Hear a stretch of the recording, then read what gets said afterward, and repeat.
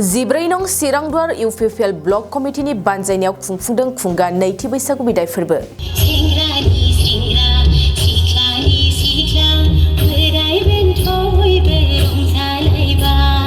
आस्राबारि MB फरायसालिनि गेवलां गेलेग्रा फोथाराव सानसेनि मेहेरगोनां हाबाफारिजों गाजा गोमजायै खुंफुंदों खुंगा नैथि रंजालि बैसागु बिदाय फोरबो। बे सानसेनि हाबाफारिजों खुंफुंनाय बैसागु बिदाय फोरबोआव दोरोङारि बैसागु मोसानाय बादायलायनाय गासै मोन 30सो मोसाखावरि हान्जाफ्रा बाहागो लादों।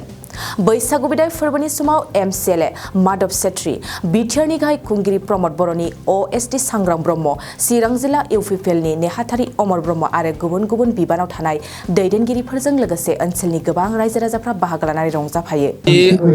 आमार 14 ब्लकर फालर परा 14 चिरांदुवार ब्लकर फालर परा रंजाली बैसागु बिदाय फोरबो जी उद्यापन কৰিবলৈ তেখেতসকলে ইয়াত মানে এটা সুন্দৰ এটা প্ৰগ্ৰামটো আয়োজন কৰিছে।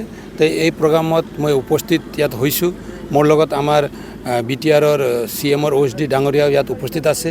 আমাৰ দলীয় নেতৃত্বসকলে ইয়াত উপস্থিত আছে। আমাৰ ইউপিপিএলৰ ফালৰ পৰা বিশেষকৈ চিৰাং জিলাৰ ভিতৰত 14 ডুৱাৰ্ছ মানে ইউপিপিএল কমিটিয়ে ইয়াত থকা সকলো প্ৰাইমাৰী তথা আমাৰ ইণ্টেলেকচুৱেল শিক্ষকসকল মানে বৈশাগু প্ৰেমী ৰাইজক একেলগে লৈ যে এটা ভাল এটা মেছেজ দিবলৈ সরকার তথা ইউপিপিএল দলৰ পৰা এটা ভাল এটা মেছেজ দিবলৈ মানে যি বৈশাগু পৰ্বৰ ইয়াত উদযাপনৰ যি বিদায় প্ৰগ্ৰাম এটা উদযাপন কৰিবলৈ তেখেতসকলে ইয়াত প্ৰগ্ৰাম হাতত লোৱাত মই তেখেতসকলক ধন্যবাদ দিছোঁ। মই ইয়াত উপস্থিত হৈ দেখিবলৈ পাইছোঁ এটা সুন্দৰ পৰিৱেশৰ মাজত তেখেতসকলে ভাল এটা আয়োজনটো কৰিছে আৰু ইয়াত আমাৰ যি নৃত্য প্ৰদৰ্শন কৰিবলৈ আমাৰ বহুত আমাৰ ডেকা বা গাভৰু আমাৰ ভাই ভনীসকলে ইয়াত উপস্থিত হৈছে। তেখেতসকলে সুন্দৰ এটা নৃত্য প্ৰদৰ্শন কৰিব আৰু ৰাইজক এটা আনন্দ এটা উপভোগ কৰিবলৈ তেখেতসকলে এটা সুবিধা দিছে বুলি মই ক'ব বিচাৰিছোঁ। আৰু আজি কেন্দ্ৰীয় সমিতিৰ ফালৰ পৰা ইউপিপিএল কেন্দ্ৰীয় সমিতিৰ ফালৰ পৰা বিভিন্ন ব্লকক বিহু প্ৰগ্ৰামটো উদযাপন কৰিবলৈ আমি নিৰ্দেশ দিছিলোঁ।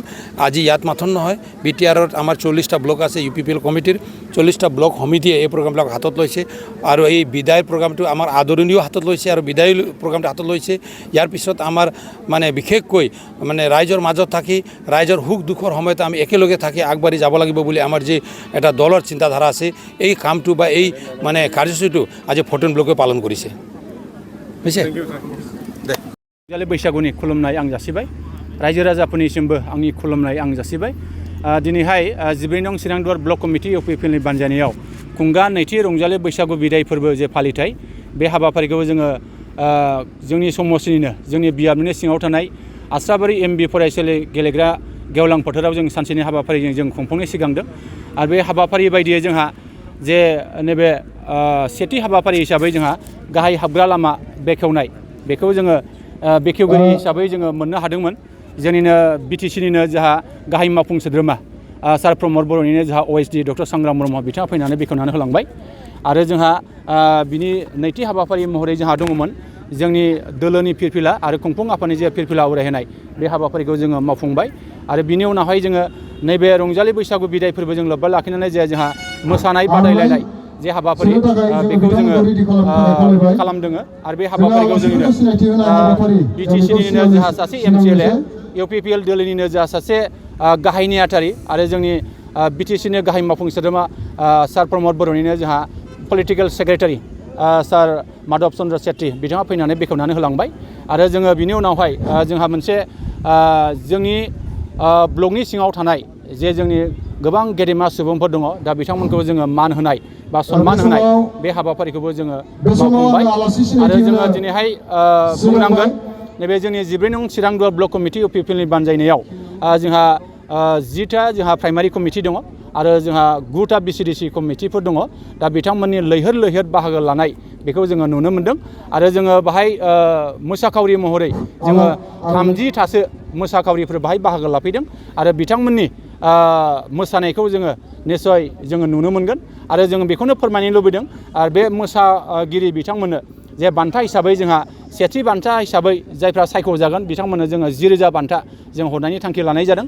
आरो नैथि बान्था महरै जोङो जायफोरखौ जोङो सायख'जागोन बिथांमोननो जोङो 7,000 बान्था जों हरनो थांखि लादों। आरो जोंहा थामथि बान्था महरै जायफोरा सायख'जागोन बिथांमोननो 5,000 जोङो बान्था जोङो हरनायनि थांखि लानाय जादों। लोगोसे नैबे बादायलायनायाव जायफ्रा देरहासार जानो हायाखै दा बिथांमोननोबो जोङो 2,000 कनसोलेसन प्राइज हिसाबै बान्था हिसाबै जों बिथांमोननो हरनो थांखि लानाय जादों। नोंथाङा सानाय सुनाय बेरामनि जेंनायाव दं नामा? जुदि नोंथाङा देहायाव सानाय सुनायजों भुगिनांगासिनो अब्ला नोंथांनि थाखाय गोजोनथाव खौरां। नोंथांनि थाखाय दं एसआइ निउर' थेरापि सेन्टार। बे थेरापि सेन्टाराव नोंथाङा गोरलैयैनो सानाय सुनाय बेरामखौ फाहामथाय लानो हागोन। ট্ৰিটমেণ্ট পাইছোঁ লগে লগে মোৰ মানে শৰীৰটো মানে একদম ফ্ৰী হৈ গৈছে। খোজ কঢ়াত খুব অসুবিধা আছিলে, চাইডটো মোৰ একেবাৰে মানে বহুত বেয়া আছিলে, মানে খোজকাঢ়িব মানে ভালকৈ পৰা নাছিলোঁ। ইয়াত মোটামুটি 3 দিন আহিয়েই মই ভালকৈ খোজকাঢ়িব পৰা হৈছোঁ। सिं सानाय, आफादावरि सानाय, मोदोम जरा सानाय, आइजोफोरनि जेंना, खर' सानाय बायदि बायदि बेरामखौ बे सेन्टाराव फाहामनाय जायो। एसआइ निउर' थेरापि सेन्टारा चिरांनि बेंटल सापागुरियाव दं। बे सेन्टाराव थानानैबो फाहामथाय लानो हानायनि सुबिदा दं। जुदि नोंथाङाबो फाहामथाय लानो लुबैदोंब्ला नैबे मबाइल नाम्बार 7620160459 नङाब्ला 9476977956 आव थोंजोङै जगाजग खालामनो हागोन।